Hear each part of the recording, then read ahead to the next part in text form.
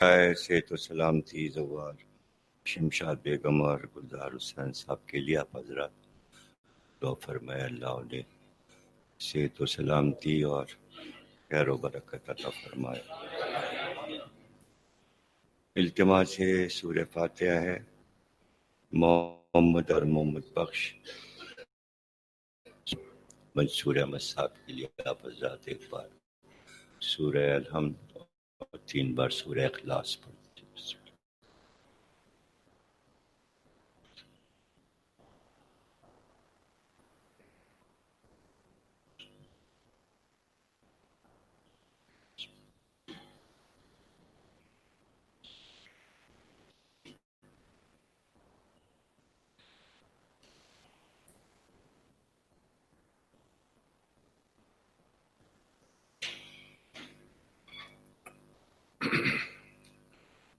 بسم اللہ الرحمن الرحیم۔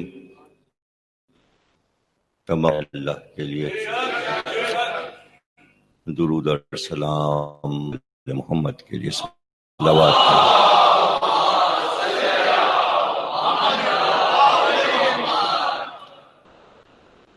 کم سے مجالس جو کہ اب 30 کے چاند کے اعتبار سے 6 مجلسیں ہو گئی ہیں اور کل یکم جمادی الثانی ہو سلسلہ 9 فروری ہفتے کے روز تک یہ اعزام منعقد رہے گی۔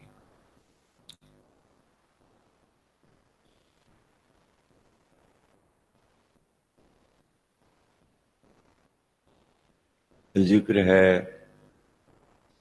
اس عظیم ہستی کا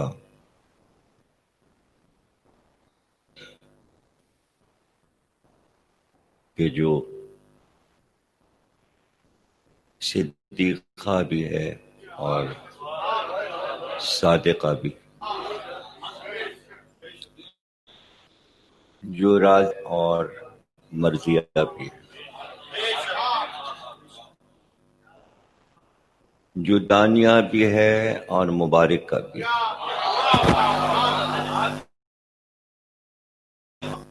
جو انسیہ حورہ بھی ہے اور درۃ النورہ بھی ہے، جو رشک حوا اور سارہ ہے، جو فخر ہاجرہ اور آسیہ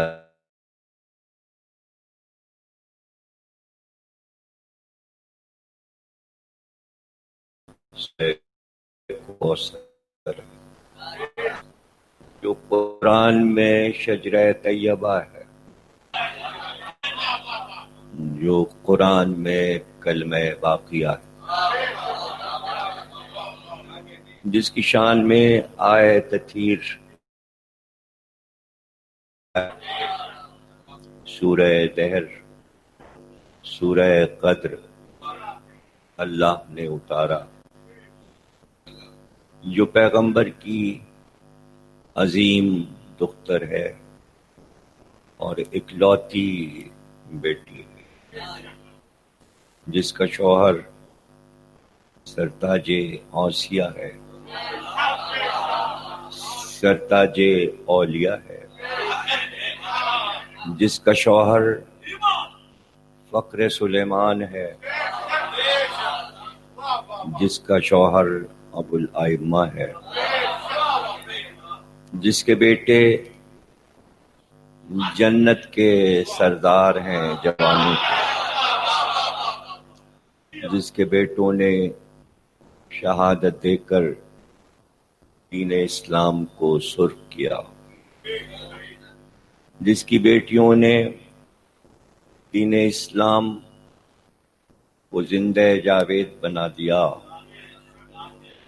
جس کی نسل آج بھی باقی ہے، وہ بھی جس کا بیٹا آج زمانے کا بادشاہ اور آخری تاجدار ہے۔ وہ بیوی جس کے گھر پر فرشتے بے اذن داخل نہیں ہوتے، وہ شہزادی کہ جس کے گھر کے دروازے پر جبریل بھی رک کر اذن لیا کرتے تھے، وہ بیوی کہ جس کا گھر خالص کچی مٹی سے بنا تھا، لیکن رحمت نے اس گھر کو گھیرا ہوا تھا، وہ بیوی جس کے گھر پر سخاوت کا خاتمہ ہوا، وہ بیوی جس کے گھر پہ عدالت کا خاتمہ ہوا، وہ بیوی جس کے گھر پر رسالت کا خاتمہ ہوا، وہ بیوی جس کے گھر پر امامت کا خاتمہ ہوا، وہ بیوی جس کے گھر پہ عبادت کا خاتمہ ہوا، وہ بیوی جس کے گھر پر توحید آ کر ٹھہر گئی اور پھر توحید نے گھر نہیں بدلا۔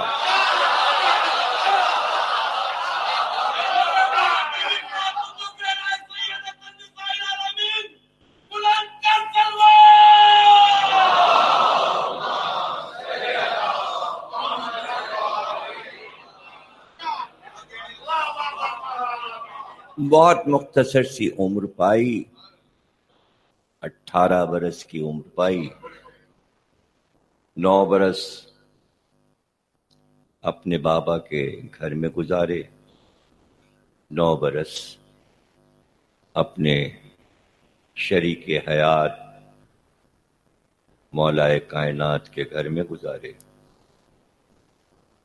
وہ زندگی بھی شاکار تھی کہ جب آپ بحیثیت ایک بیٹی کے دنیا کو درس دے رہی تھی، اور پھر وہ زندگی بھی شاکار ہے جس میں آپ دنیا کی ماؤں کو یہ سکھا رہی تھیں کہ ماں کیسی ہوتی ہے۔ یہ بات ختم ہوئی شہزادی کونین پر کہ جس کی تعظیم کے لیے صرف یہ کہ رسول اللہ اٹھ رہے تھے بلکہ رسالت اٹھ رہی تھی۔ تمام مورخین نے لکھا کہ جب آپ تشریف لاتی تھیں تو رسول اللہ تعظیم کے لیے اٹھ کر کھڑے ہو جاتے تھے، اور اس کے بعد بیٹی کے دونوں ہاتھوں کو بوسے دیتے تھے۔ لیکن ترمذی شریف نے اس روایت کو کامل کر کے لکھا کہ صرف یہ نہیں کہ تعظیم کے لیے اٹھتے تھے، بلکہ ترمذی نے تو عجیب و غریب روایت کو کامل کر کے لکھا کہ جب تشریف لاتی تھی تو رسول اللہ اپنی نشست کو چھوڑ دیتے تھے، کھڑے ہو جاتے تھے اور بیٹی کے دونوں ہاتھوں کو بوسے دیتے تھے۔ لیکن ترمذی نے لکھا کہ جہاں بیٹھے ہوتے تھے پیغمبر، اس جگہ بیٹی کو بٹھا دیتے تھے اور خود کھڑے رہتے تھے۔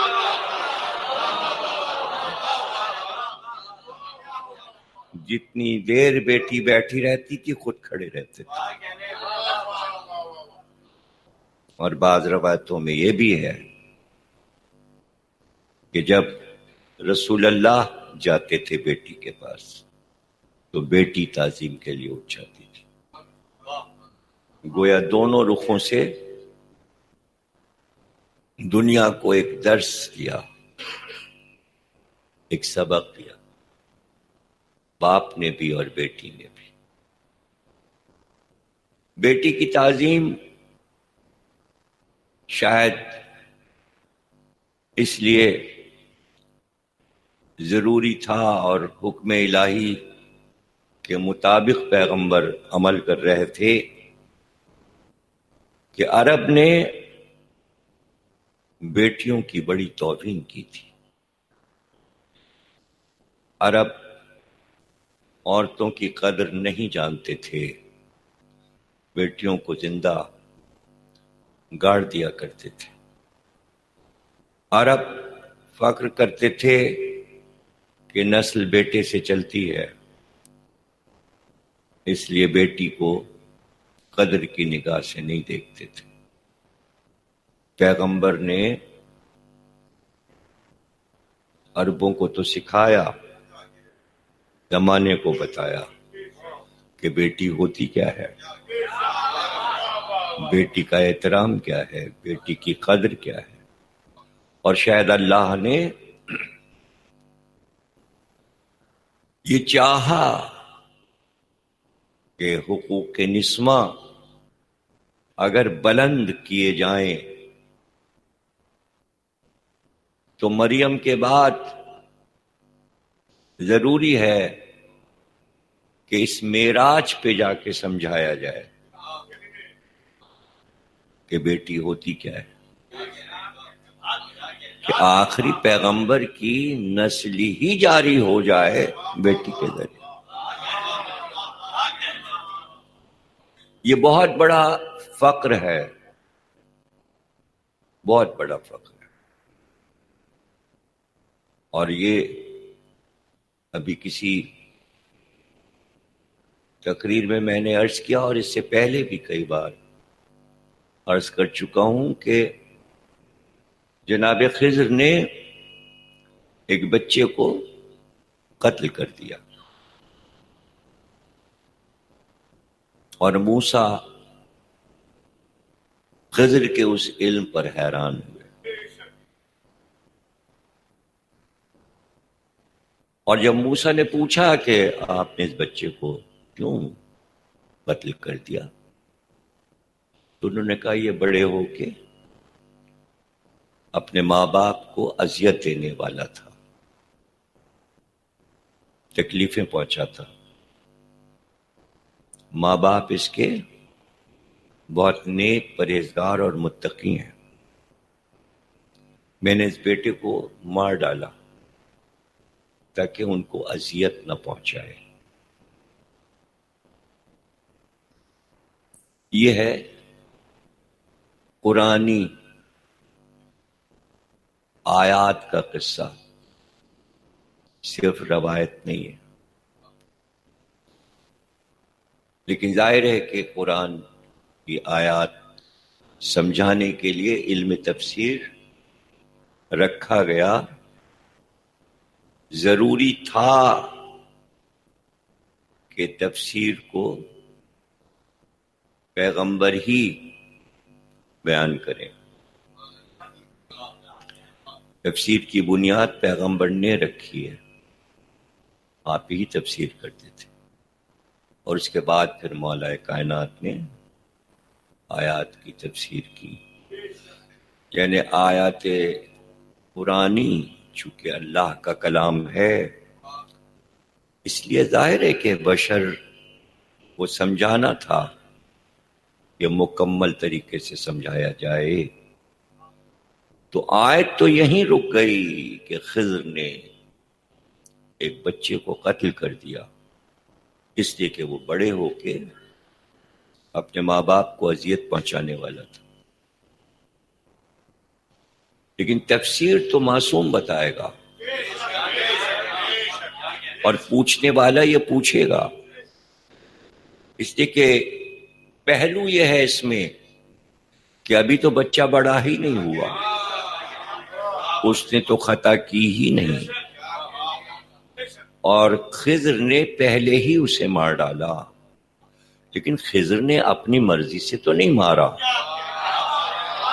اس میں اللہ کی مرضی شامل ہے. تو کام تو وہ اللہ کا ہے، پیغمبر تو کوئی کام کرتا ہی نہیں اپنی مرضی سے. اگر خضر نے اپنی مرضی سے کیا ہوتا تو اللہ اس کو قرآنی آیات کیوں بنا دیتا؟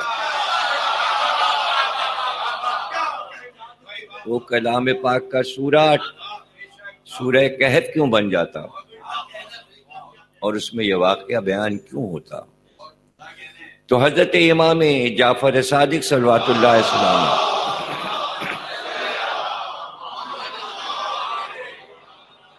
پوچھا گیا کہ پوچھنے والے نے سوال یہ نہیں کیا کہ بچے نے ابھی خطا نہیں کی، نہ، بہت ذہین ہے راوی نے یہ کہا کہ ماں باپ سے تو ان کا بیٹا چھن گیا، ان کو کیا ملا؟ انہیں کیا پتا؟ بیٹا تو ان کا مر گیا، اکلوتا بیٹا۔ تو امام مسکرائے اور پھر آپ نے فرمایا کہ اللہ نے اس کے بعد ان ماں باپ کو ایک بیٹی عطا کی۔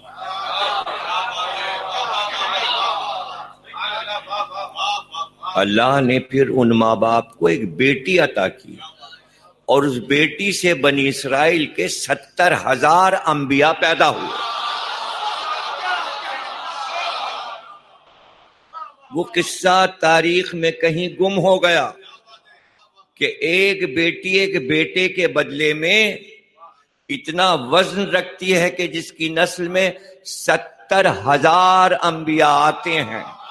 میں سمجھتا ہوں یہ واقعہ رکھا ہی اس لیے گیا تاکہ یہ بتایا جائے کہ اگر ایک بیٹی سے نبوت جاری ہو سکتی ہے تو دوسری بیٹی سے امامت جاری ہو۔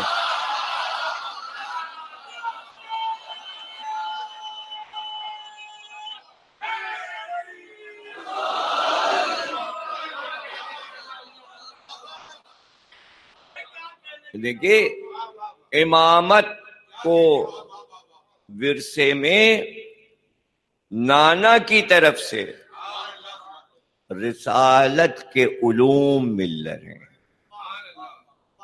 اور دادیال کی طرف سے ابو طالب کے علم کا پورا سرچشمہ، اور پھر امامت کا وہ سرچشمہ کہ جہاں میں شہر علم ہوں اور علی اس کا دروازہ ہے۔ اور یہ بات پیغمبر نے بیان کر دی، اور میں کہا کرتا ہوں کہ پرانی مثالیں اللہ نے اسی لیے رکھی ہیں تاکہ آل محمد کو زمانے کو سمجھایا جاتا۔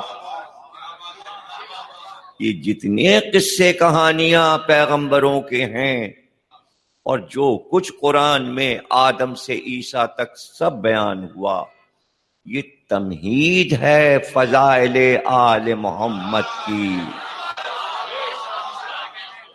تاکہ کہیں پر کوئی انکار نہ کر سکے، منکر نہ ہو جائے اور یہ نہ کہے کہ ہماری عقل میں یہ باتیں نہیں آتی۔ اس لیے اللہ نے قرآن پہلے اتار کے اس میں انبیاء کے قصے سنائے۔ آسمانی کتابیں کیا قصے کہانی کی کتاب ہوتی ہے؟ نہیں، بلکہ حالات آل محمد زمانے کے سامنے پیش کرنے تھے۔ اس لیے اتنے قصے اللہ نے سنائے کہ ہر واقعے پر جہاں پر اعتراض ہو دلیل مل جائے، دلیل مل جائے اور دلیل دے دی جائے کہ دیکھیے اللہ کے امکان میں تھا، اللہ کے امکان سے کوئی بات باہر نہیں ہے کہ اگر مریم جیسی عظیم خاتون کو دنیا میں بھیج رہا ہے تو پہلے سے انتظام کر لیتا کہ ایک عظیم ترین صاحب عصمت معصوم ہستی کو پیدا کر دیتا کہ جو مریم کا شوہر بنے۔ کیا اس کے امکان میں نہیں تھا؟ صرف مریم کو بھیج دیا، لیکن مریم سے پہلے کسی کو نہیں بھیجا کہ جو ان کے شوہر بننے کے قابل ہوتا، معصوم ہوتا۔ نبی بھی ہو سکتا تھا، وہ نبی کا معصوم بیٹا بھی ہو سکتا تھا، وہ رشتہ داروں میں ہو سکتا تھا۔ انبیاء موجود تھے جناب زکریا موجود تھے پہلے سے، آخر بعد میں جناب زکریا کو یحییٰ جیسا بیٹا عطا کیا تو زکریا تو بہت بوڑھے تھے، پہلے ہی ان کو ایک بیٹا ایسا دے دیتا کہ جب مریم بڑی ہوتی تو مریم کی شادی زکریا کے بیٹے سے ہو جاتی، وہ بھی نبی تھے، باپ بھی بیٹا اور باپ دونوں نبی ہیں، تو وہاں نبی ہو جاتا تو کیا تھا، لیکن نہیں، مریم کو کنوارا رکھا، تنہا رکھا، تاکہ یہ کہے اللہ کہ مریم کی شادی اس لیے نہیں ہوئی کہ کوئی کفو ان کا موجود ہی نہیں تھا، یعنی روئے زمین پر کوئی ایسا مرد ہی نہیں تھا کہ جو اتنی عظیم بی بی کا شوہر بن سکتا، تو مریم کو کنوارا رکھ کر یہ کہہ کر اللہ نے کہ روئے زمین پر کوئی مرد نہیں تھا کہ جو مریم کے شوہر کے لیے انتخاب ہوتا، یہ کہا اس لیے اللہ نے تاکہ یہ کہلوائے پیغمبر سے کہ اگر علی نہ ہوتے تو زہرا کا کفو نہیں،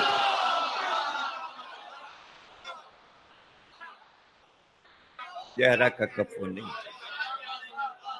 اور پھر یہ ساری عظمتوں کو میں یہ سمجھتا ہوں کہ اللہ انبیاء کی تعریف کرے یا انبیاء کے گھر کی بیویوں کی تعریف کرے، اس کے پیچھے مقصد صرف ایک ہوتا ہے کہ آخر میں وہ چاہتا ہے کہ خود اپنی تعریف کرے۔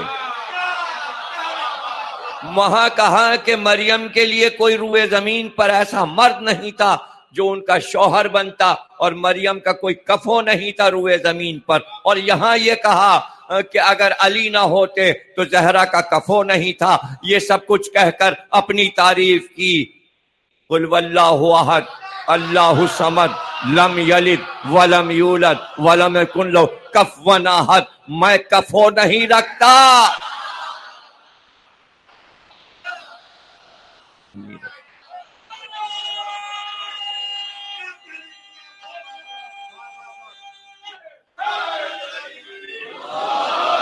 اس کا کوئی کفو نہیں، کفو کے ساتھ نہیں ضروری ہے، نہیں اس لیے ضروری ہے کہ کفو کہتے ہی دو کو ہیں۔ بہت سے ایسے لفظ ہیں جو آپ کے پاس موجود ہیں، اگر ان کی آپ بیٹھ کر فہرست بنائیں، اور میں آپ کو بتا دیتا ہوں ترکیب، اگر آپ دل چاہیں تو پڑھنے لکھنے کا شوق ہو، لکھنے کا شوق ہو، ڈائری بنانے کا شوق ہو کسی کو، تو موضوع تو میں دیتا رہتا ہوں، ایک موضوع دے رہا ہوں، صرف یہ آپ لکھ لیجئے کہ آپ دن بھر میں اپنی تمام چیزوں میں کتنے لفظ قرآن کے بولتے ہیں۔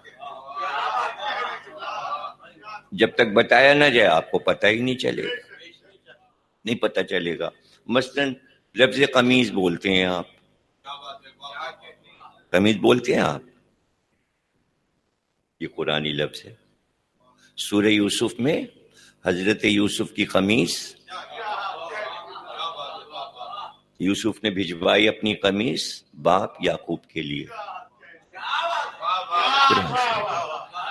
تو ایسے بہت سے لفظ آپ سوچتے رہیں گے کہ قرآنی لفظ ہیں، لیکن ایسے بولتے ہیں کہ نہیں لگتا کہ یہ قرآن کے لفظ۔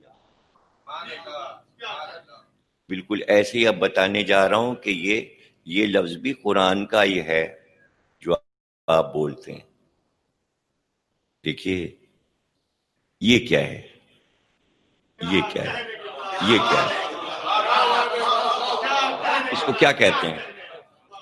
یہ کف ہے، کف، یہ قمیص کی آستین کا کف ہے۔ اسے کف کیوں کہتے ہیں؟ اس لیے کہ دو ہیں۔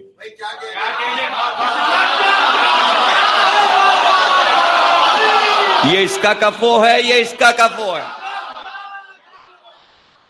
کفوان احد، اللہ کفو نہیں رکھتا۔ اب آپ دیکھیے کہ مثالوں سے اللہ یہ چاہتا ہے کہ توحید تمہیں ہر طرح سمجھ میں آتی رہے۔ تاکہ تمہارے خود آستینوں میں ہتھیلیوں پر کلائی پہ مثال رہے کہ یہ اس کا جواب ہے، یہ اس کا جواب ہے، لیکن اللہ کا کوئی جواب نہیں ہے۔ اب یہ بتاؤ اگر علی نہ ہوتے تو زہرا کا کوئی جواب تھا؟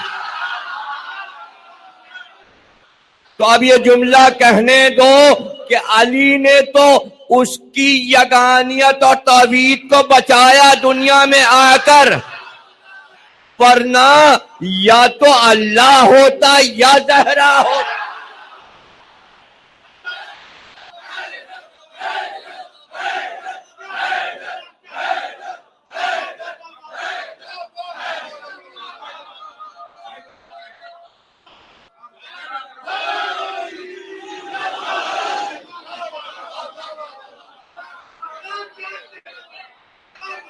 اب یہاں پر راز یہ آ کے خود ہی کھل جائے گا کہ پھر کیا ضرورت تھی کہ مریم دنیا سے کنواری ہی چلی جاتی، ملک کے آنے کی کیا ضرورت تھی کہ وہ آ کر کہے اللہ نے طے کیا ہے کہ تمہیں ایک بیٹا عطا کرے۔ ارے کہیں کنواری عورت کے بھی بیٹا ہوتا ہے؟ بیٹا دینا اس لیے ضروری تھا کہ چونکہ کفو نہیں تھا اس لیے مریم کو دو کر دیا جائے اور ساتھ میں کہا جائے یہ ماں ہے یہ بیٹا ہے، تاکہ مریم اکیلی نہ رہ جائے۔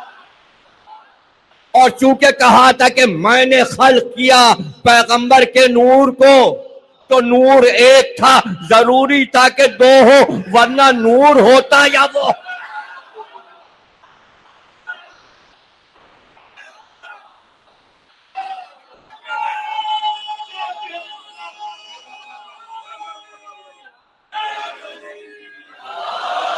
اس کی دو صفتیں، اس موضوع پہ میں اشرا پورا پڑھ چکا ہوں، جلال و جمال پر۔ وہ پہچانا گیا اپنی دو ان صفات سے، ایک جلال ہے اور ایک جمال ہے۔ اس نے چاہا کہ میں اپنے نور کو تقسیم کروں، ایک جلال ہو اور ایک جمال ہو، ایک طرف جمال نظر آئے ایک طرف جلال نظر آئے۔ دو حصے نور کے تقسیم کر دیے، پھر وہی دو نور پھر دو نور بن گئے، تو پھر جلال و جمال نظر آیا۔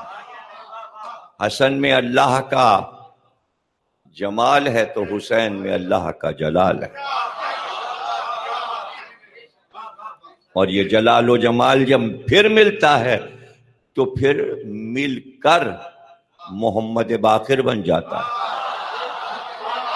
اور علم بغیر جلال و جمال کے نہیں ہے، یہ باقر العلوم ہے، اس لیے کہ نانا حسن ہیں دادا حسین ہیں۔ تو اب یہ نہ کہیے گا کہ نسل امامت صرف حسین سے چلی، بلکہ یہ کہیے کہ امامت حسنی اور حسینی ہے۔ اگر ننھیال سے حسن اور حسین کو سب کچھ مل سکتا ہے تو محمد باقر کو پھر نانا حسن سے کیوں نہیں امامت ملے گی؟ تو ادھر سے بھی امامت ملی اور ادھر سے بھی امامت ملی۔ یہ تمام فضائل اس گھر پہ تمام ہو گئے جسے زہرا کا گھر کہتے ہیں۔ صلوات پڑھیں۔ امت نے 4 امام بنائے۔ امام سید سجاد کے بعد خیال آیا، بہت دیر میں امت کو خیال آیا، بھائی جب آپ خلافت بنا چکے تھے تو اب امامت کیوں یاد آئی؟ جب 4 خلیفہ ہو گئے انہوں نے کہا اب خلافت تو 4 پہ ختم ہو گئی، اب 4 امام بنا لو۔ اب 4 امام بنا لو، پھر اس کے بعد 2-4 ولی بھی بنا لیے، یعنی بنانا ضروری ہے۔ دیکھیے خلیفہ بنائے تو بندوں نے خود بنائے، امام بنائے تو بندوں نے خود بنائے، ولی بنائے تو بندوں نے خود بنائے۔ ہمارے یہاں بندے نہ نبی بناتے ہیں نہ خلیفہ بناتے ہیں، ہمارے یہاں جو بناتا ہے وہ اللہ۔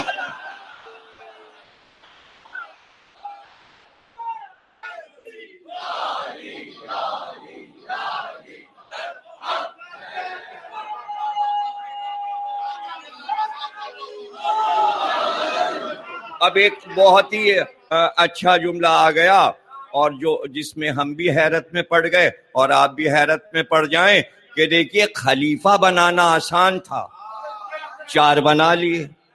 امام بنانا آسان تھا، 4 بنا لیے. ولی بنانا آسان تھا، بہت سے مزار بنا لیے، ولی بھی بنا لیے.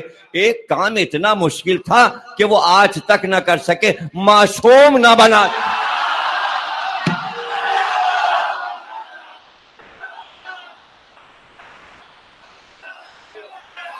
4 معصوم بھی بنا لیتے ہیں. جہاں 4 معصوم نصیب نہ ہوئے وہاں ہمارے پاس 14 معصوم.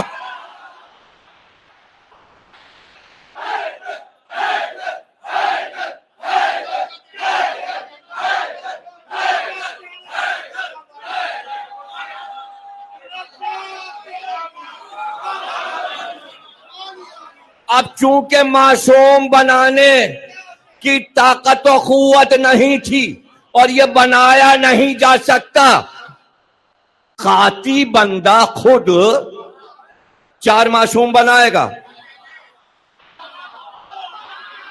ارے اس کے بنائے معصوم پھر ہوں گے کیسے؟ اگر خود معصوم بنائے گا تو وہ کیسے معصوم ہوں گے؟ تو معصوم تو بنا نہیں سکتے. یہ تو بہت ہی دنیا کی حیرت انگیز بات ہے کہ معصوم بنا لیے جائیں. معصوم کہاں سے بنا سکتے ہیں آپ؟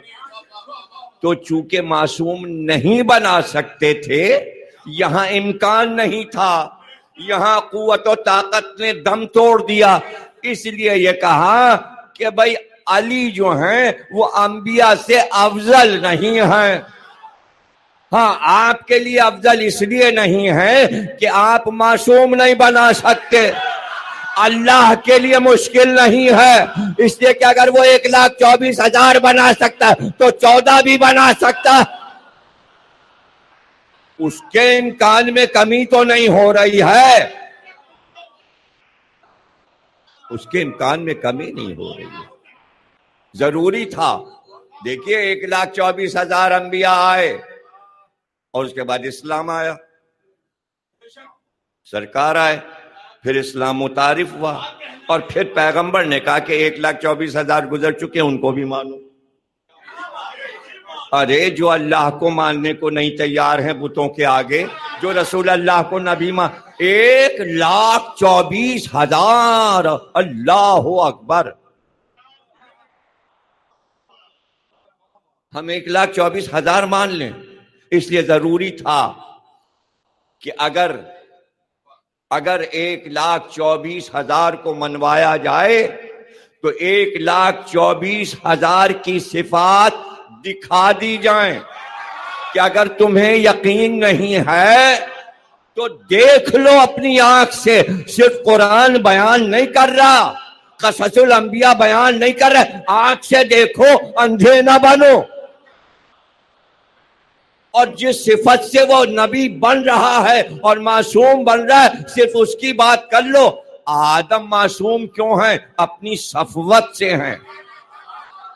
تو پھر صفوت دیکھ لو، علی میں نظر آ رہی ہے.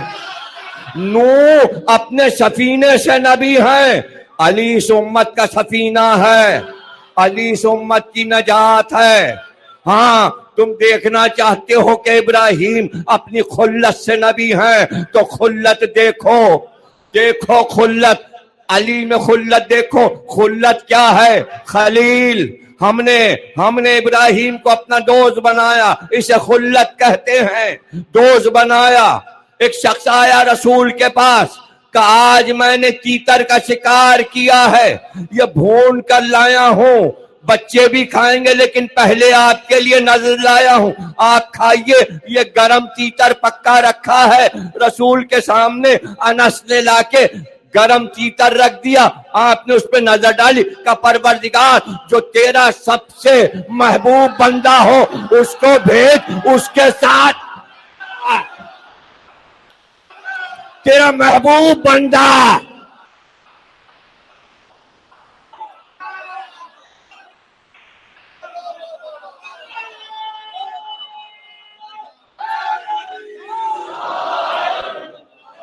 اسے کہتے ہیں حدیث طیر، پرندے والی حدیث. پرندے والی حدیث. اس طرح حدیثیں بنتی ہیں ایسے حدیثیں بنتی ہیں.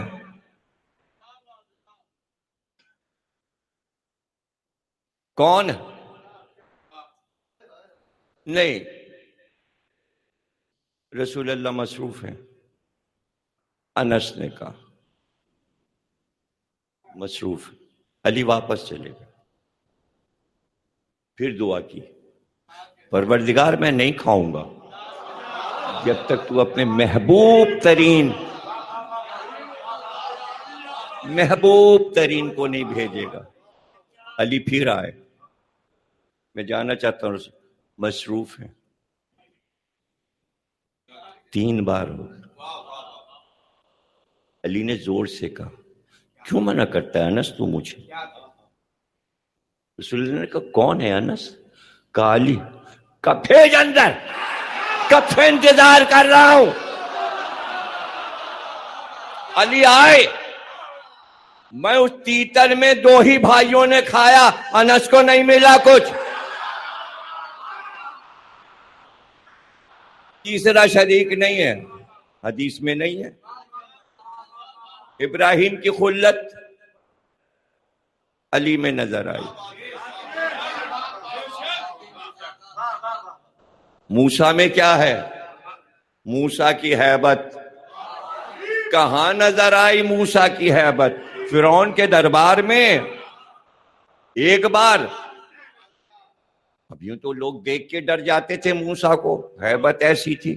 لیکن یہاں تو ہیبت کا عالم ہی اور تھا کہ راوی نے پوچھا یا علی آج تک نہیں دیکھا کہ کوئی آپ کے مقابل آیا ہو اور آپ نے اسے مار نہ دیا ہو. کبھی بچ کے نکل کے گیا ہی نہیں کہ آپ نے وار کیا اور وہ بھاگ گیا ہو. وہ آیا اور آپ کے ہاتھ سے مر گیا. ہیبت سمجھا رہا ہوں. موسیٰ کی ہیبت ہے، تاریخ میں موجود ہے. اب میں علی کی ہیبت سمجھا رہا ہوں. یہ بتائیے ایسا ہوتا کیسے ہے کہ وہ آیا، بڑے سے بڑا پہلوان مانا ہوا آپ کے مقابل آیا اور آپ کے ہاتھ سے مر جاتا ہے؟ کہ سنے گا اور برداشت کر سکے گا؟ اس نے کہا بتائیے یہ ہوتا کیسے؟ کہ سن، جب کوئی دنیا کا بڑے سے بڑا مانا ہوا شجاع اور پہلوان جیسے ہی میرے مقابل آتا ہے، اس کی اور میری آنکھیں 4 ہوتی ہیں. جیسے ہی اس کی آنکھیں مجھ سے ملتی ہیں، اس کے بدن کا رواں رواں پکار کے کہتا ہے جا علی کے ہاتھ سے مر جا، کب مر جا. ارے ایسی بھی ہیبت کہیں سنی ہے؟ وہ ہیبت موسیٰ ہے، یہ ہیبت علی ہے. زہد عیسیٰ، اللہ اکبر.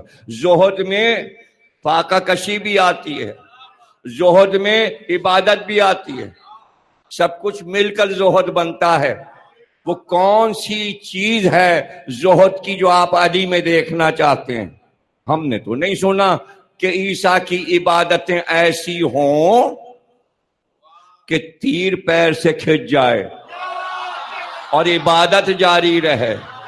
میں نے تو نہیں سنا کہ عیسیٰ نے کہیں آپ کشی کی ہو اور کھیتوں میں کام کر کے اور باغوں میں کام کر کے مزدوری کی ہو اور جو پیسے ملے ہوں وہ دے دیا ہو فقیر کو اپنی راہ. ہم نے تو نہیں سنا کہ پورا خیبر کا خزانہ 70 اونٹوں کی قطار عیسیٰ نے کسی کو دے دی ہو. کہاں زہد علی، کہاں زہد عیسیٰ، کہاں ہیبت علی، کہاں ہیبت موسیٰ، کہاں خلت علی، کہاں خلت ابراہیم، اور کہاں کشتی کی نجات اور کہاں امت کی نجات.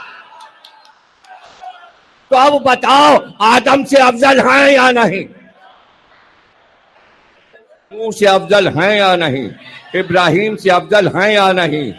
موسیٰ سے افضل ہیں یا نہیں؟ عیسیٰ سے افضل ہیں یا نہیں؟ تو ایسا شوہر زہرا کو چاہیے تھا، اس لیے کہ زہرا حوا سے افضل، سارا سے افضل، ہاجرہ سے افضل، آسیہ سے افضل، مریم سے افضل.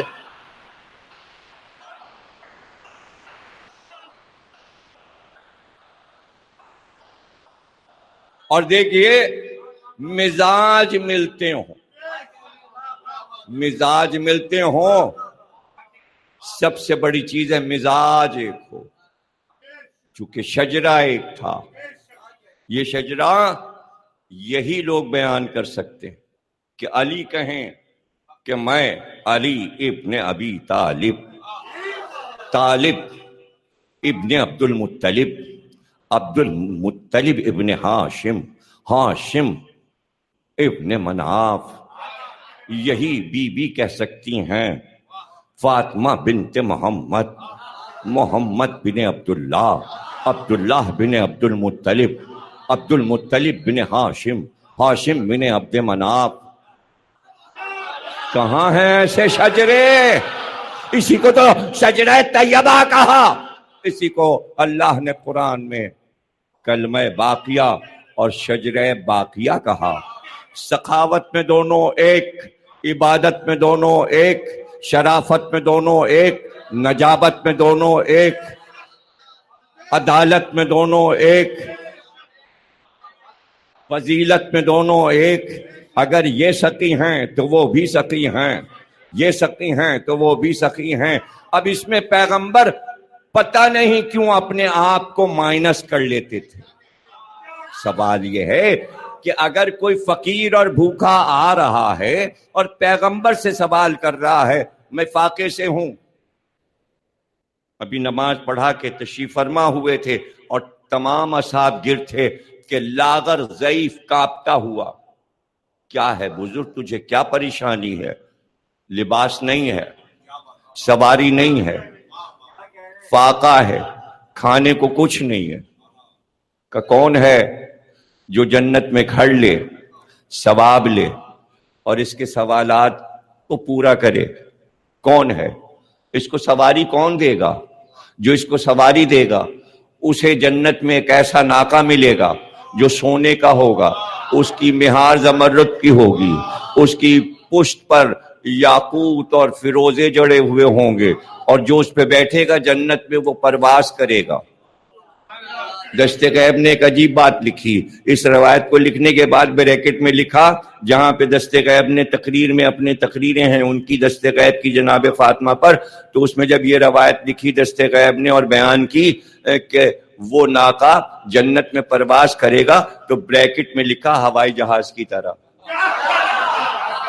یہ میرے جملے نہیں ہیں، یہ دست غیب کے جملے ہیں۔ آیت اللہ دست غیب نے لکھا ہوائی جہاز کی طرح۔ تو سعد ابن ابھی عبادہ کھڑے ہوئے، انہوں نے کہا میں اپنا ناکہ دیتا ہوں، سرخ رنگ کا بہت قیمتی ناکہ ہے، میں اس کو دیتا ہوں۔ کہ سعد وہ ناکہ تمہیں جنت میں مل گیا۔ کہ کون ہے جو اس کو سر کا امامہ دے اور تقوی کا تاج دے؟ علی اٹھے اور کہا یا رسول اللہ میں اپنا تاج دیتا ہوں۔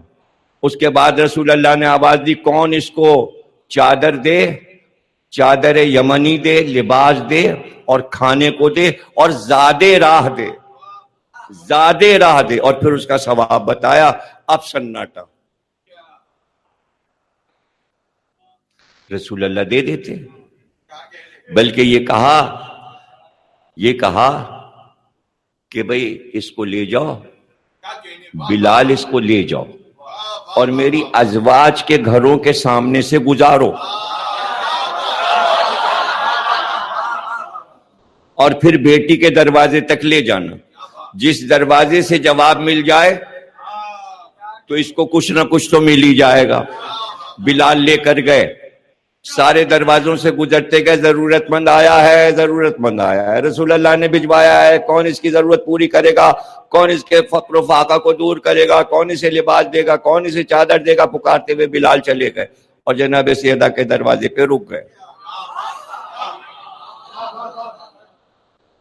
بی بی نے فرمایا کہ بچے فاقے سے ہیں، کئی دن سے کھانا نہیں ہے ہمارے گھر میں، ہاں اب ہمارے پاس تو کچھ ہے نہیں۔ جس اونٹ کی کھال کے بستر پر بچے سو رہے ہیں، یہ کھال میں بچوں کو زمین پہ لٹا کے دیتی ہوں، اس کو دے دو، یہ بیچ دے، کچھ بھی کرے، اس سے اپنی ضرورت پوری کر لے۔ اس نے کہا مجھے یہ کھال نہیں چاہیے، اس سے میری پریشانی دور نہیں ہوگی۔ بی بی کے پاس اپنی ماں جناب خدیجہ کی ایک نشانی تھی، اور اس کے لیے جناب خدیجہ کی وصیت تھی کہ میں اپنے مال میں سے کچھ نہیں چھوڑ رہی ہوں، یہ گلے کا گلوبند اس لیے چھوڑ رہی ہوں کہ جب میری بیٹی کی شادی ہو تو رخصتی میں یہ گلوبند دے دیا جائے۔ اب مجھے نہیں پتا کہ وہ گلوبند کتنا قیمتی ہوگا، قیمت تو یہی ہے کہ وہ ملکۃ العرب کا گلوبند ہے۔ آپ نے وہ گلوبند اتارا اور کہا یہ اس فقیر کو دے دو۔ وہ گلوبند لے کر فقیر آیا مسجد میں، رسول اللہ نے کہا کیا ملا؟ کہا آپ کی بیٹی نے ہی اپنے گلے کا گلوبند دیا۔ آپ نے فرمایا کون ہے جو اس گلوبند کو خرید لے اس سے اور اس کی تمام ضروریات کو پوری کرے؟ عمار کھڑے ہوئے اور کہا جو آپ نے خیبر کے مال غنیمت میں سے ہمیں دیا تھا حصہ، وہ سب میں اس کو دیتا ہوں اس گلوبند کے بدلے میں۔ اس میں یمنی چادر بھی آ جائے گی، اس کا زادے راہ جانے کا سفر کا سامان بھی ہو جائے گا، اور کھانے کا اس کے بچوں کا اور اس کا انتظام بھی ہو جائے گا۔ اور اپنے گھر لے گئے عمار اس کو، اور اس کو سب چیزیں دے دیں، اور وہ پیسے بھی دے دیے اور گلوبند رکھ لیا۔ فقیر آیا، اس نے رسول اللہ نے کہا بھئی سب مکمل تمہیں سامان مل گیا؟ اس نے کہا بہت بہت شکریہ سرکار، سیر ہو کے جا رہا ہوں۔ عمار گھر میں آئے، اس گلوبند کو عطر میں بسایا، عطر میں بسایا اور ایک رومال میں لپیٹا، اور اپنے غلام کو بلایا، اس کا نام تھا سہم، سین ہے میم سہم۔ اردو میں سہم کہتے ہیں ڈر جانے والے کو، اور عربی میں سہم کے معنی ہے تیر، تیر کو سہم کہتے ہیں، اور اردو میں سہم کہتے ہیں سہم جانا، ڈر جانا۔ سہم کو بلایا، کہا یہ گلوبند لے جاؤ اور شہزادی کی خدمت میں پیش کر دینا، اور سنو واپس نہ آنا، تجھے آزاد کیا اور زہرا کی غلامی میں دے دیا، اس گلوبند کے ساتھ تجھے بھی ان کی غلامی میں دے دیا۔ وہ آیا اور اس نے پکارا کہ فضہ یہ گلوبند شہزادی کا لے جا، عمار نے واپس کیا ہے۔ فضہ نے گلوبند لیا، شہزادی کو گلوبند دیا اور کہا کہ مجھے بھی بھیجا ہے آپ کی غلامی میں۔ بی بی نے کہا جا، میں نے تجھے آزاد کیا، تو سہم نہ۔ تو وہ زور سے ہنسا۔ بی بی نے پوچھا ہنسنے کی وجہ؟ کہ عجیب برکت والا گلوبند ہے کہ بھوکے کو سیر کیا، برہنہ کو لباس دیا، ضروریات کو پورا کیا، اور پھر اپنے مالک کے پاس واپس پہنچ گیا۔ صلوات پڑھیں۔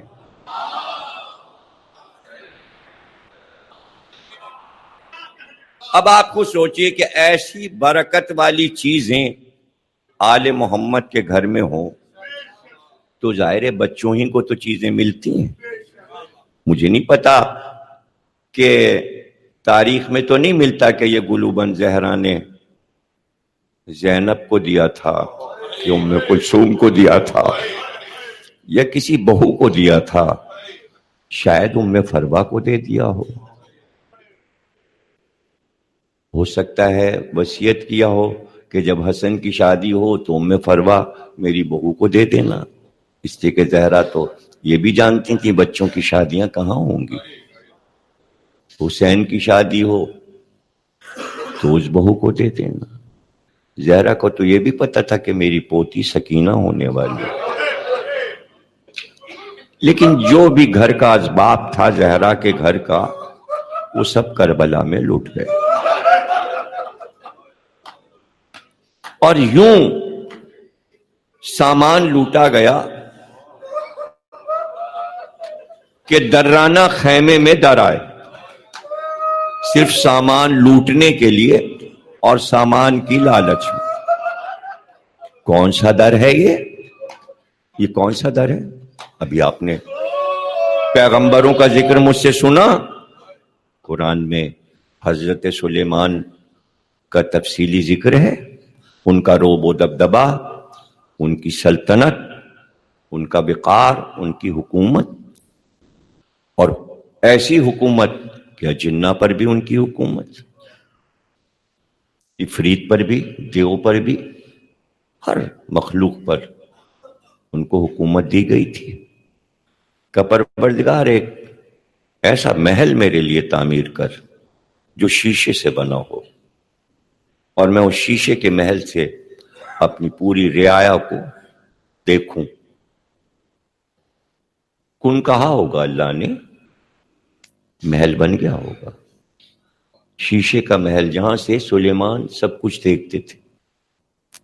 اور اس وقت فلسطین کی تعمیر ہو رہی تھی، ہیکل فلسطین تعمیر ہو رہی تھی، جس پہ یہودی آج مرتے ہیں، جہاں روتے ہیں، بڑے بڑے پتھر اٹھا اٹھا کر۔ ظاہر ہے کہ وہ کرینیں تو تھی نہیں اس زمانے میں۔ عفریت کا ذکر قرآن میں ہے، یہ بھی قرآنی لفظ ہے۔ عفریت دیو کو کہتے ہیں، لمبے چوڑے قد والے دیو، اردو میں اس کا ترجمہ دیو ہے، عربی میں عفریت کہتے ہیں۔ وہ کام کر رہے تھے، سلیمان دیکھ رہے تھے، اور وہ کام میں لگے ہوئے تھے۔ ہمارا مالک ہمیں دیکھ رہا ہے،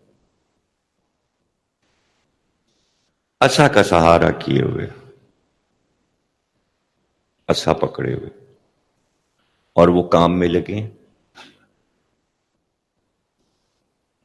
یہاں کوئی آئے نہ، شیشے کے محل میں حکم ہے بادشاہ کا، اس کے اندر کوئی داخل نہ ہو، کوئی آ نہیں سکتا، پرندہ بھی پر نہیں مار سکتا۔ ایک دن کوئی اندر آیا، بادشاہ سلیمان نبی تو ہیں لیکن بادشاہ ہیں، مزاج پہ بار ہوا، پتہ نہیں کہ حکم کیا ہے، کون آیا اور کیوں داخل ہوا اندر؟ جواب ملا، جہاں چاہتا ہوں چلا جاتا ہوں، کوئی روک نہیں سکتا، میں کسی سے اذن نہیں لیتا، میرے پاس صرف پروردگار کا اذن ہے، جہاں چاہوں چلا جاؤں، مجھے کوئی روک نہیں سکتا۔ سلیمان نے کہا اچھا ملک الموت ہو، کیسے آئے، کیوں آئے؟ تقریر ختم ہو گئی۔ یہ سب فکری چیزیں ہیں جسے بچے یاد رکھیں اور ہمیشہ یاد رکھیں، سینے پہ نقش کر لیں۔ کیسے آئے؟ حکم الہی ہے سلیمان کی روح قبض کر لی جائے، ایک دم آئی موت، بغیر بتائے آئی۔ سامان 100 برس کا ہے، بادشاہ، تخت سلیمان، حکومت، عمارت بن رہی ہے، محل تعمیر ہو رہا ہے، اور موت آ گئی۔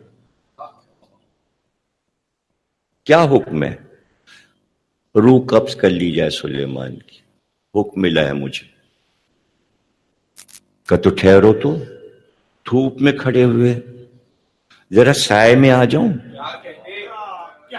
نہیں نہیں نہیں۔ اچھا، لیٹ بھی نہیں سکتا، بیٹھ بھی نہیں سکتا، نہیں۔ اچھا اتنا تو ہو جائے، میں یہ جو عصا لیے ہوئے ہوں،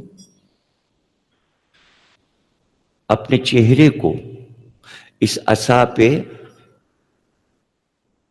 ایسے رکھ لوں آرام کے لیے؟ نہیں، اسی عالم میں، یہ تو مجھے بیان کرنے میں دیر لگ رہی، روح تو یوں کھچتی ہے بھائی، یہ تو سب بات چیت میں آپ کو سمجھانے کے لیے بیان کر رہے ہیں، وہاں کوئی دیر تھوڑی لگی، کہ نہیں ہل بھی نہیں سکتے آپ، اور بس روح قبض ہو جائے۔ کیا جاہو حشم ہے سلیمان کا، کیا حکومت ہے، تخت کے مالک ہیں، ملک عظیم ملا، بہت بڑا ملک، کائنات پہ حکومت، ہواؤں پہ حکومت، 4 عناصر پہ حکومت، جنوں پہ حکومت، عفریت پر حکومت، انسانوں پہ حکومت، ملکوں زمینوں پر حکومت. کس چیز پہ حکومت نہیں ہے؟ چرندوں، پرندوں، درند. ایسا بادشاہ تو کوئی گزرے ہی نہیں جس نے ہر چیز پر حکومت کی ہو. اللہ اکبر. اور وہ بڑا بادشاہ، اس کا حکم آیا ہے. اب بڑے بادشاہ کو سمجھ لیجئے اور کل کا جملہ یاد رکھیے گا. اگر وہاں سے تقریر نہ جڑے یہ آپ کی مرضی ہے، میں بتاؤں گا نہیں کہ کل کہاں پہ تقریر چھوڑی تھی میں نے، اس لیے میں بتانے جا رہا ہوں، اشاروں میں بتا رہا ہوں، کہنے کی کوئی ضرورت نہیں ہے. اتنا بڑا بادشاہ، اور سلیمان اتنا بڑا بادشاہ، حکم اس کا آ گیا ہے. اب سلیمان ہل نہیں سکتے. میر انیس نے نظم کیا ہے کہ جب اس کا حکم آ جاتا ہے تو بڑے بڑے بادشاہ ہل بھی نہیں سکتے، اور حکم اس کا صادر ہو جاتا ہے. تو یہ مثال سلیمان جیسے بادشاہ کے یہاں ملتی ہے. زہرا کا زانو تھا، رسول کا سر تھا، آخری لمحات تھے، بس نبی کی رخصت تھی اور الوداع کے دروازے پر کسی نے دستک دی. اہل بیت نبوت تم پر سلام، اذن ہے کہ ہم اندر آئیں؟ زہرا بی بی نے کہا نہیں، بابا کی طبیعت ناساز ہے، آنے والے کچھ دیر کے بعد آنا. سناٹا چھا گیا، پھر آواز آئی، اہل بیت نبوت تم پر سلام، اجازت ہے کہ ہم گھر کے اندر آئیں؟ بی بی نے کہا نہیں، اس وقت کوئی نہیں آ سکتا، اس لیے کہ بابا کا مزاج اچھا نہیں ہے. پھر سناٹا چھا گیا، تیسری بار پھر آواز آئی، اہل بیت نبوت تم پر سلام، کیا اذن ہے کہ ہم اندر آ جائیں؟ جواب ملا نہیں آ سکتے، بابا کا مزاج ٹھیک نہیں ہے. اب آنکھ سے آنسو گرے، جیسے آنسو ٹپکے تو رسول کے چہرے پہ گرے. آنکھیں کھول دیں غشی سے، کہا زہرا میں زندہ ہوں، رونے کا کیا سبب ہے؟ کہا بابا رونا اس پہ آ گیا کہ پوری زندگی میں اگر کسی نے دروازے پہ کبھی آواز دی اور ایک بار میں نے اسے منع کر دیا کہ واپس چلے جاؤ، اندر نہیں آ سکتے، تو وہ چلا جاتا ہے. جانے کون ہے کہ 3 بار آنے کی اجازت مانگی اور میں منع کر رہی ہوں اور وہ اندر آنے پہ اصرار کر رہا ہے.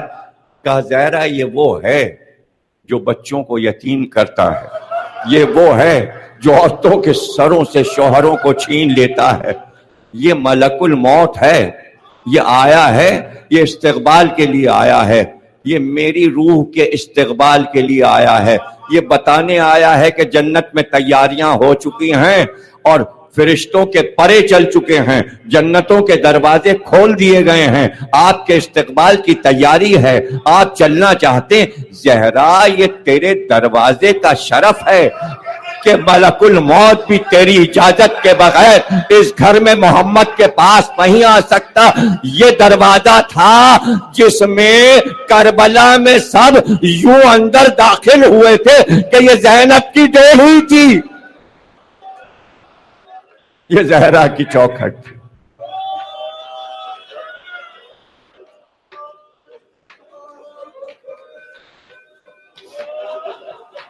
اللہ دے زہرا کے گھر کے دروازے کا شرف. میر انیس نے کہا ہے کہ عرش ہفتم 7واں آسمان حسین کے خیمے کی ڈیوڑی، 7 آسمان سے بلندی میں. تو جو لفظ فارسی کا استعمال کیا ہے، انیس نے کہا کیما قدر، کیما کہتے ہیں زحل ستارے کو فارسی میں، اور یہ ہے آخری آسمان پر زحل. تو آپ نے کہا جس بلندی پر کیما ہے، کیما قدر یعنی حسین کے خیمے کی ڈیوڑی جو تھی وہ 7 آسمان پار کرے کوئی تو وہاں تک پہنچے. یہ سب ادب ہے جس کے ذریعے عظمتیں اہل بیت کی اردو زبان نے سمجھائی ہیں. اب آپ سمجھے وہ ڈیوڑی، ہفت آسمان، اس کی منزلت، 2 جملے، تقریر ختم ہو گئی. سمجھ گئے ڈیوڑی؟ حسین کی بیٹی فاطمہ کبریٰ، کتاب کا نام ہے سوگنامہ کربلا، آیت اللہ کی کتاب ہے، ایران کے عالم کی، اردو ترجمہ یہاں موجود ہے. اس میں سے روایت پڑھ رہا ہوں. کہتی ہیں کہ میں دروازے پہ کھڑی تھی اس وقت کہ جب بابا کو سب نے گھیرا ہوا تھا.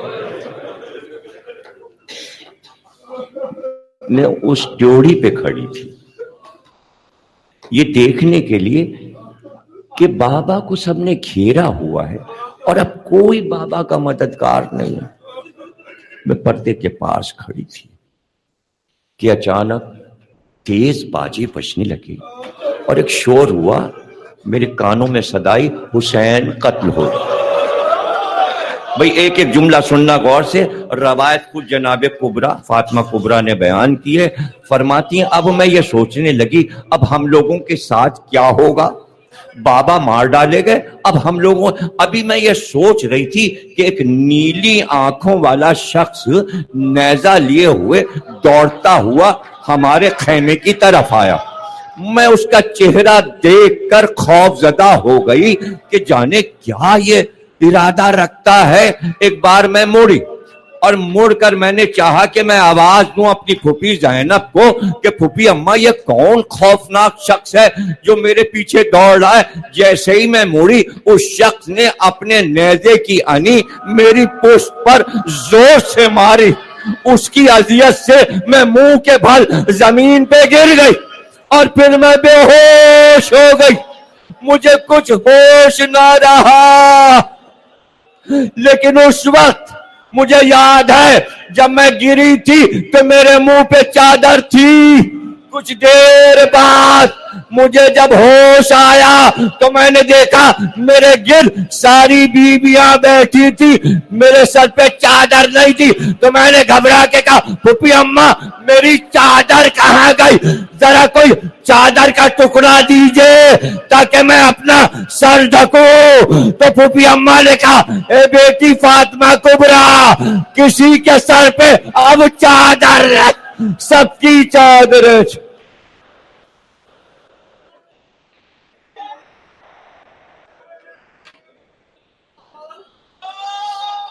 ماتم حسین.